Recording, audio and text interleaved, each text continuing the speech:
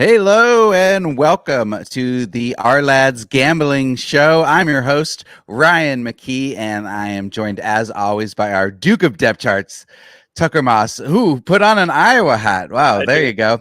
He didn't have it on pre-show, but then they were talking Iowa. He decided to throw on the Iowa hat because J-Mark is here from Sports Gambling Podcast Network, from Old Fashioned Football Podcast. He is from Iowa as well. How's it going, J-Mark? I'm doing good. I'm excited. Thank you guys for having me today.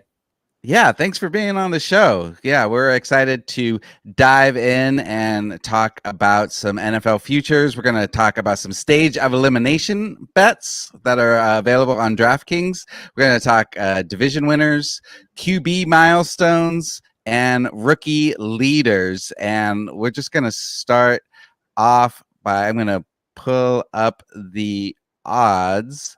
And I decided, since J-Mark is a Bears fan, we will start with the Bears Stage of Elimination bet. Stage of Elimination for the Bears to miss the playoffs is at minus 105. To lose in the wild card is at plus 200. Losing the division round plus 500. Losing the conference championship game plus 1,200. To lose in the Super Bowl 28-1. To win the Super Bowl 35-1. Now, I know you're a fan, so you might be looking at this with rose-colored glasses, J-Mark, but how are you feeling about your Bears this season, and what can we expect from them in Stage of Elimination?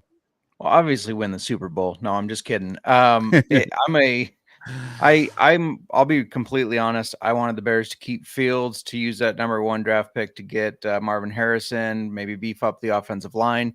They didn't go that route. I wasn't as excited about Caleb Williams as a lot of Bears fans are. I think he's got a really good arm. Obviously, he's a very smart, composed football player, but he didn't face a lot of top-notch defenses in college. I don't think he's just going to step right in and all of a sudden, like, hey, the Bears are contenders, especially when you consider, I mean, the NFC North in itself is pretty tough. The Lions are playing very good ball. The Packers are doing very well. I like their addition of Josh Jacobs for their run game. And the NFC in general just feels like it took a little step forward. So even though it's a little juiced at minus 105, I'm looking at kind of to miss the playoffs. Now, if you wanted to bet 2 here, losing the wild card, maybe the Bears do sneak in, but being a rookie quarterback in a wild card round in his first playoff, look for him to lose. But I don't think they're going to take that giant leap forward. We're not used to rookies coming in and doing phenomenal. I know CJ Stroud just did it, but I think it's going to take a little bit more. It's going to take a little more time than Bears fans probably want. Yeah, I think that a lot of fans are going to be a little biased because of what CJ Stroud just did, but that's not the norm for a rookie quarterback. Even rookie quarterbacks who came in and put up big numbers, like Cam Newton, his first season, didn't take his team. It wasn't a winning team. So, and that's also probably part of it, the fact that they're in the AFC South, which is a much easier division than the NFC North. I think we can agree, right? Or at least it was last season. Yeah. Agreed. So you've got your Bears to miss the playoffs. Tucker, what are you thinking about the Bears this season? Yeah, I mean, I was kind of thinking that you're gonna be all on board with them, but yeah, I mean, I like a lot what they did with, like, obviously they didn't take Marvin Harrison, but they really beefed up their receiver core. It's probably one of the best in the league with the starters. I mean, DJ Moore and Keenan Allen and Odunze is pretty nice. I was going to say, you were saying you wanted to beef up their receiver core more with Marvin Harrison, but Rome Odunze graded out in a lot of scouts almost as high as Marvin Harrison. So, yeah, and I am excited to see what he can do for sure.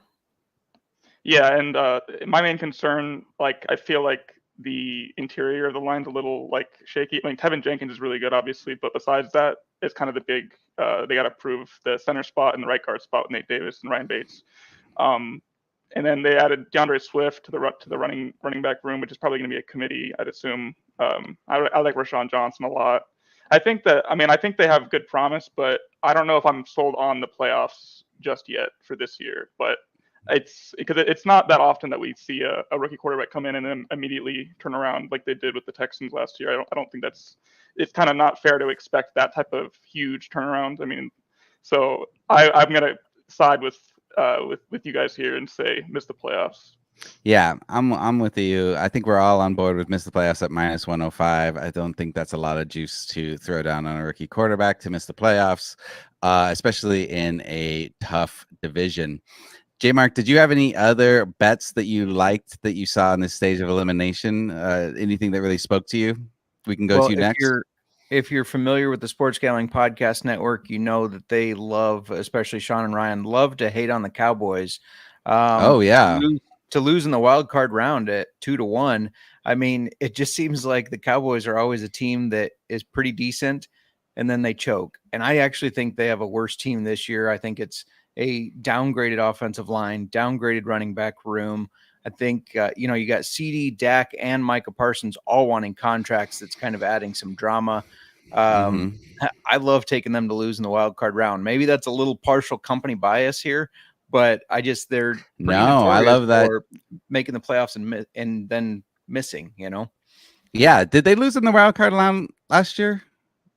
I believe the Packers beat them. Yes. Yeah. Yeah, the Packers beat them. Yeah, that's right. Okay, so yeah, that would have hit last year. Yeah, that's a great one. I like that a lot. We were just talking about the Cowboys' struggles with the contract issues on our depth chart show yesterday, and certainly dealing with CeeDee Lamb possibly sitting out and having to, Micah Parsons and Dak Prescott's contract could make some uncomfortable locker room. What are you thinking, Tucker, for the Cowboys? Yeah, the offense was mentioned. Like, I don't think the offense was really improved. If anything, it's worse than it was. And I'm looking at the defense. I mean, I feel like losing Dan Quinn is not really talked about enough. When he came in, their defense was abysmal, and ever since he's been there, they really turned around. Obviously, they have a lot of star players there now, but I feel like losing someone like Quinn is going to be big, and he brought a lot of his guys with him too. A lot of their depth edge rush guy, Dorrance Armstrong. They lost their center, Tyler Biotish. So it'll be interesting to see how they're able to kind of move that defense forward. Yeah, absolutely. But I agree with the. I think I kind of like either miss or lose in wild card. I kind of like. Yeah, I like them to lose in the wild card. That's great. 2-1. Let's go. I just passed it when I was looking for the Cowboys. Let's go to Tucker's Atlanta Falcons. Don't ask me why Tucker is a Atlanta Falcons fan, J Mark, since he's from Iowa, but he loves the Falcons. To miss the playoffs at plus 150, losing the wild card round, plus 2. I kind of like them right away to miss the playoffs. What am I not seeing, J Mark? Yeah, well, I will say that's one of the good things about Iowa. Now, granted, I'd love to have a team to go watch every weekend, but you can pick whatever team you want because there's none here. I like the Falcons. I think their defense took a step forward last year. I expect it to still be decent. I like Kyle Pitts. I've been a Kyle Pitts truther, even though he's struggled. I think more of that has been some of the coaching and some of the injuries. Bijan Robinson is a beast. Kirk Cousins coming off that Achilles, though, being a little bit older. He did get paid, but then they draft Michael Penix. And I know they have Drake London, but behind Drake London and Kyle Pitts, I'm a little concerned about their depth on offense. I'm concerned that they won't have enough to sustain Kirk Cousins putting up these big points. So I could get down on missing the playoffs. I still think the Bucs are going to be contenders. You don't hear a lot of people talking about the Bucs in that division. I still think they're going to make a push in that division because they really didn't have a ton of turnover. And I think Baker's a dog, actually. I like Baker a lot. Yeah, absolutely. We were just looking at the Bucs depth chart yesterday on our depth chart show, and I was surprised at how little turnover they've had since last season, and they were a legit playoff team last season. How are you feeling about us talking shit on your Falcons, Tucker? I think it's totally reasonable. I was going to say I agree with the Bucs. Like, I feel like they're never talked about last year as well. Like, they are really good at retaining their talent and developing younger guys, and they just keep doing that every year. They lost Shaq Barrett, but they have tons of young edge rushers in there. We talked about yesterday. And like you said, Baker Mayfield is a dog. Yeah. But I think the Falcons. I think the reason it's probably not as high as the Bears for the midst of playoffs, or that it's sorry, it's not as high as the Cowboys. I was gonna say that. I mean, the division besides the Bucks, I mean, the Saints are kind of up in the air. We don't really know how good they'll be this year. I feel like them not having. I mean, Ryan Ramczyk struggled with injuries, but not having Ryan Ramczyk is big. I think for their O line, and then also the Panthers obviously are kind of in a rebuild here. Yeah. So I think if anything, they're in a total rebuild. Yeah. So I'm in North Carolina right now. I've been talking to my friends who are Panthers fans, and they are depressed. Yeah, it'll probably be a few years out here, but so if they have that going for them at least, it's probably one of the weaker divisions. But I could see them. It's kind of I think I'm bigger on them losing Ryan Nielsen, their DC. Like he helped turn the defense around, and now they're switching schemes again with Raheem Morris and Jimmy Lake. So I feel like the offense will take a step forward, but I'm kind of concerned about the defensive side of the ball. Like they were trying to in the draft get an edge rusher, like they're trying to trade back into the first and get an edge rusher. They're trying to trade back in the first and get a cornerback, but it never worked out where people didn't want to move back. So they kind of have to make do with the pieces they have, and I'm not sure if that like the edge rusher room or cornerback room will be deep enough or top heavy enough. I mean, they're just pretty weak besides AJ Terrell. So. Yeah, I feel like I'm more of a lose the wild card hoping for that instead. But I could totally see them miss it though. I don't know. What do you think? Losing the divisional round at plus 330? Can they make it that far? Maybe. I mean, if they run through their division, if it's a weak division, I don't know. I still like them to make the playoffs, but let's move forward. We got to move on to our next segment. We've got divisional winners. J-Mark, did you have any divisional winners that you really like a lot? I'm going to pull up the odds right now. Yeah, while you're doing that, I like that you're getting plus money on the Bills. I know they lost Stephon Diggs. That's not that big of a deal to me. They're plus 180, tied with the Jets, which for me, maybe it's my Bears fan anti-Rodgers look, but I don't get that. Dolphins are 2-1. It's going to be a tight division. I just think that the Bills will still own it. Josh Allen is still one of the best quarterbacks in this league, despite the fact that he's turning it over a lot. So that's one that I feel really good on. I mean, you could throw out the Chiefs, but that's really juiced at minus 230. I like to parlay the ones I feel good about. So like if you want to do 49ers, Chiefs, and Ravens and parlay it all together, I think that's getting like 5-1. Those are that's great. I'm very confident on that I would probably. You feel that confident on the Ravens to parlay them? What's that? You feel that confident on the Ravens to parlay them with other picks at plus 145? I do in the North. Yeah, I think bringing in Derrick Henry is going to elevate that offense even more.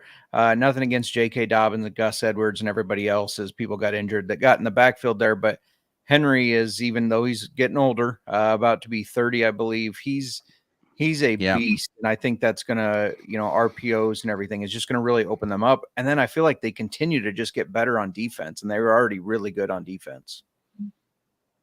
Yeah, that's interesting. I like that.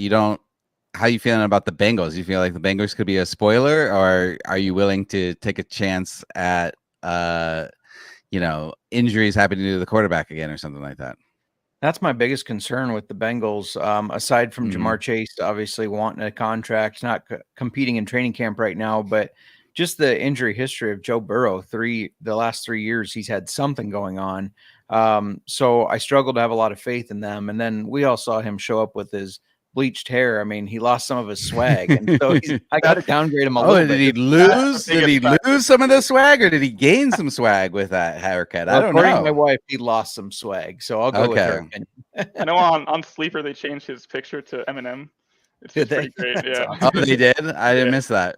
Yeah, I thought they changed his headshot to the new one, but it's just an Eminem picture. Yeah, it's actually Eminem. Yeah, good on Sleeper for having a sense of humor.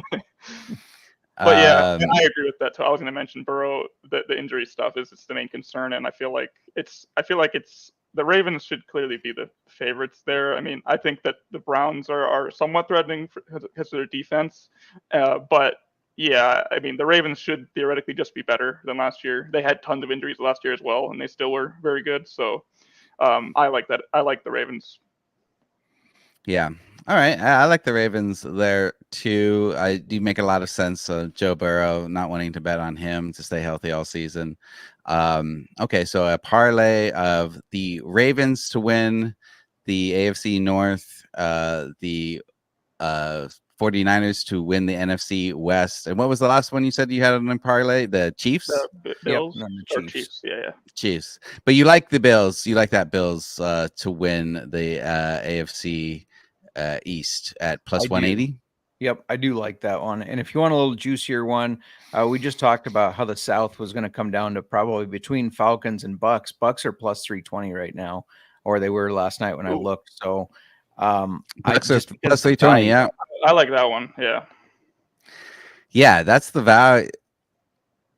Yeah, that would be good. So if you had the Falcons to miss the playoffs at plus 150 and bet the Bucks to knock them out at plus 320, that'd be nice. Yeah, for sure. Nice little juice on that. Tucker, where you have any division winners you want to discuss? Yeah, I mean, I think that the Colts is kind of a fun one. I mean, I feel like it's very possible the Jaguars kind of don't make that next step. And it's more of a question of if the Texans are able to be as good as they were last year towards the end.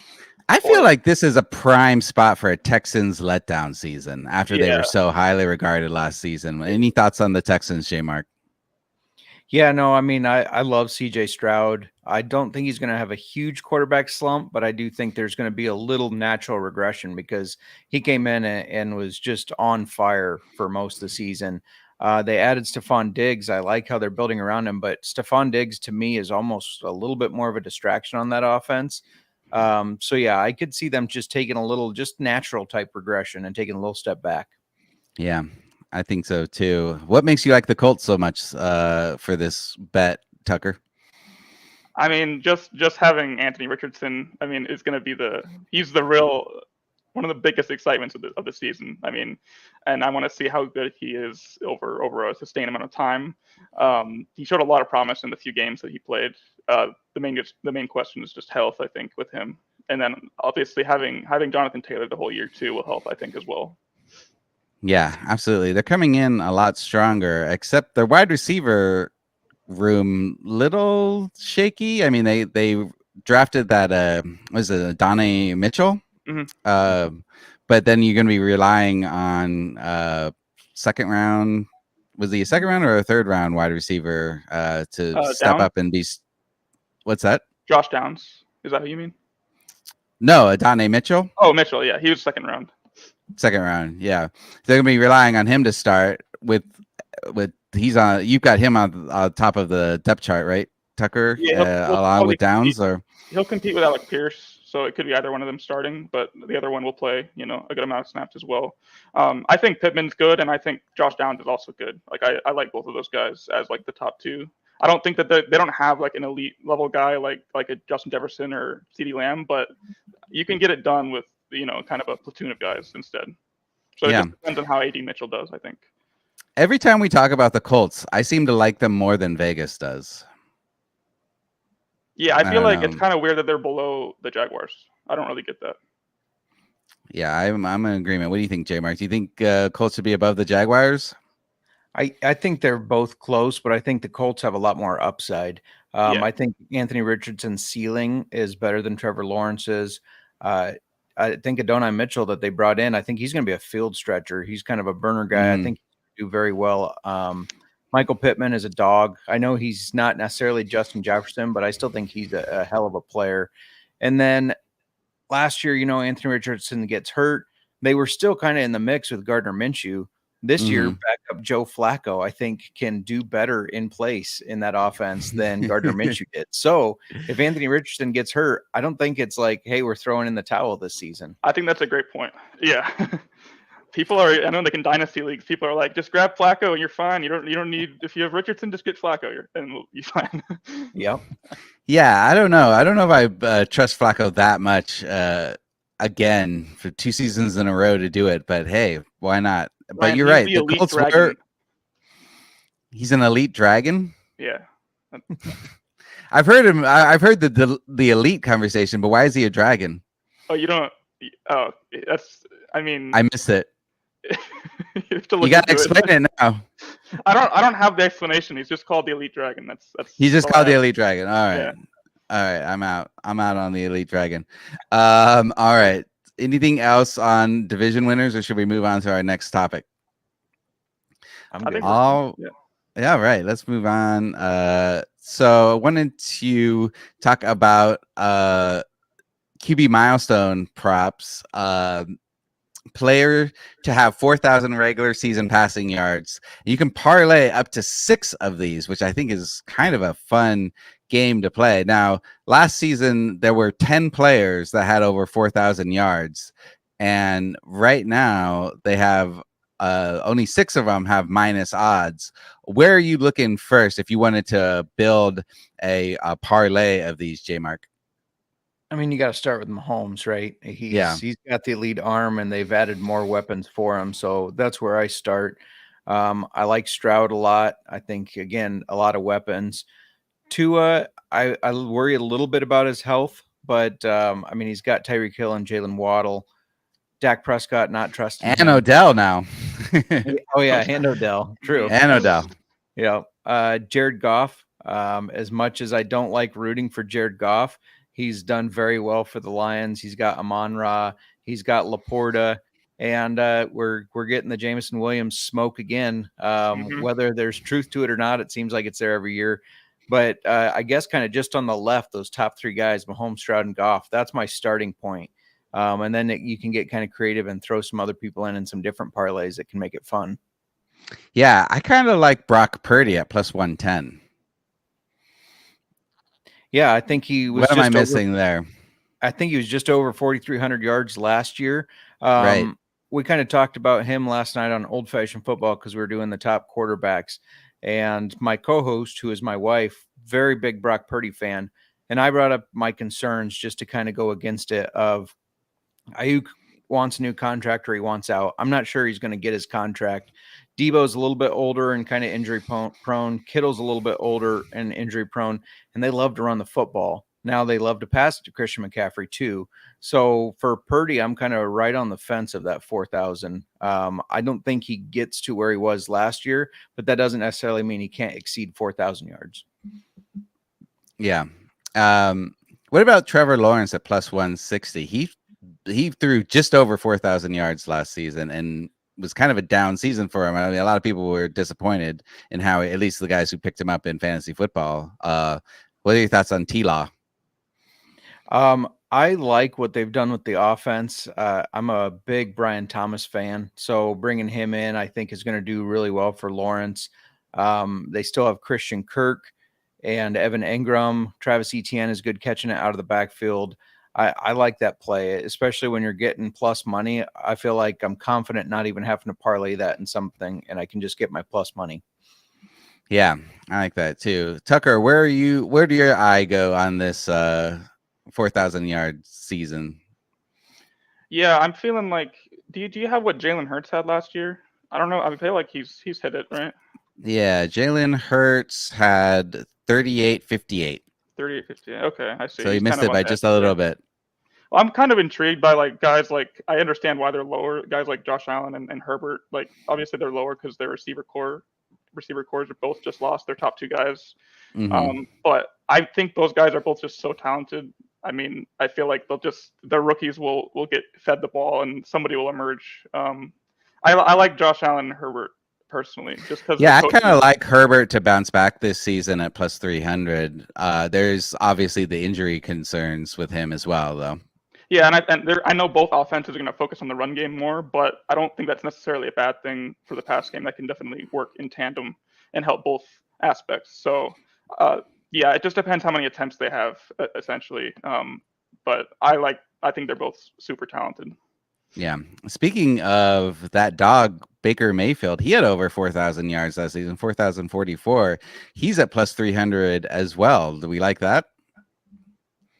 I do. I mean, I don't think he's going to take a step back. He's the same Baker that has been playing. He's just doing it a little bit better, and he's got better supporting cast. So Mike Evans, yeah, he's a little bit older, but I don't see him taking a step back. Chris Godwin is still really good on the field. I think they've done enough to where he can keep sustaining the level of play he had last year. Yeah. Well, we need Mike Evans to get that 1,000-yard season too for him to tie Jerry Rice's record. So that could be interesting. You should be I think slinging it around to him. The main question is how their offense looks going to Liam Cohen after they lost playing Dave Canales to the Panthers. Their offense did super well. I know Baker's talked tons about how Dave Canales is such a good coach. So I don't know how the offense will look necessarily. Like, I think part of the passing yards last year was because the run game was so inept last year that they just had to throw. And a lot of the time it's just like Baker was dumping off to Rachaad White or just throwing it deep to Mike Evans. So I know they're going to try to get the run game going more, but like I said before, that could end up helping. So I like that as well. I didn't realize he was down there at 300. Yeah, that's a good one, I think. All right, we're going down to the player to have 4,500 regular season passing yards. Now, there were 3 players do this last year: Dak, Jared Goff, and Tua. Does your eye, J-Mark, go to any of these right away as far as the plus odds? Yeah, so I've already parlayed Patrick Mahomes and Tua. I think that Mahomes is going to hit an elite level again with the weapons they've added. Travis Kelce and Rashee Rice, if he doesn't face suspension or when he gets back, I think that middle of the field is going to be wide open for them with Hollywood Brown and Xavier Worthy on the outside stretch in the field. So I like both those guys. And if you parlay them together, it's just a little over 7-1. Nice. Those are 2 guys I feel pretty confident on. Yeah. Tucker, you have any here that you'd like to look at? I mean, Jared Goff at plus 550. I don't know why he wouldn't repeat last season's stats. They're bringing back pretty much the same team, if not better, right? Yeah, that's kind of what I was looking at. I definitely like Mahomes and Tua, though. I feel like that's a smart thing to parlay them as well. But if you're just about on, I like Jared Goff for the odds, just because of how good their offense is. And if they lost Ben Johnson, then I kind of would get it more. But since he's coming back, I still think their offense will be top 5. I mean, and so it's just a question of how much they have to pass.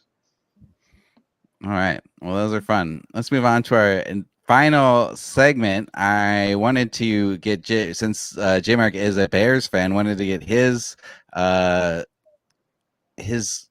point of view on the rookie leaders. Most regular season rookie passing yards: Caleb Williams at plus 100, Jaden Daniels at plus 250. I kind of like that right out of the gate, just that plus 250. Because I do think Jaden and Caleb, while Caleb might have better receiving weapons, Jaden will be playing a lot and is interesting. We got JJ McCarthy at plus 500, Bo Nix at plus 500. What are you thinking about this, J-Mark? Yeah, I think Caleb Williams is even money for a reason. I mean, he's got the best supporting cast as far as wide receivers. He's their clear-cut number 1. They're going to play him for sure. Jaden Daniels runs a little bit more, so there's, to me, a little bit of that injury concern. He's going to get banged up some potentially. JJ McCarthy, he would be somebody I would consider if I was confident he was going to be playing all year, but I think Sam Darnold's starting that job. So for me, it's either Caleb Williams at even money or Bo Nix. I mean, he took the first team reps to start training camp, had over 4,000 yards at Oregon last year. He's got guys like Courtland Sutton, who's a good veteran presence, and he's got Troy Franklin, who he's familiar with and is going to rely on. So if I'm going to leap on one of these guys, I think it's going to be Bo Nix, but I do think Caleb Williams steals this one. You took it right out of my mouth. I was going to say Bo Nix because I even like Mims there to have a bounce back season this year. I think his wide receiver are stronger than a lot of people might think. And then there's Sean Payton there, who is obviously led led plenty of quarterbacks to huge seasons. So I don't know. I do think that there's some value on Bo Nix at plus 500. What are you thinking, Tucker? I like that one too. I will say I kind of like Jaden Daniels just because of the defense compared to the Bears. Like I think that the Bears defense is a lot better than Washington's. Washington's was probably the worst last year. So I think that it'll improve under Dan Quinn. They brought in a shit ton of free agents to their defense, but I could see it being like they're not a great team and he just has to throw it all over the place and racks up stats. So I'm gonna take the Jaden Daniels on this one, but I like Bo Nix. The value there is pretty nice. All right. Moving on to the receiving leaders, we've got Marvin Harrison Jr. at plus 175, Malik Neighbors at plus 600, Keon Coleman plus 600, Loud McConkey plus 800, Xavier Worthy plus 900, Brian Thomas Jr. at plus 1200. That is tasty. I think he's going to get a lot of work there in Jacksonville. Where are you going first, J Mark?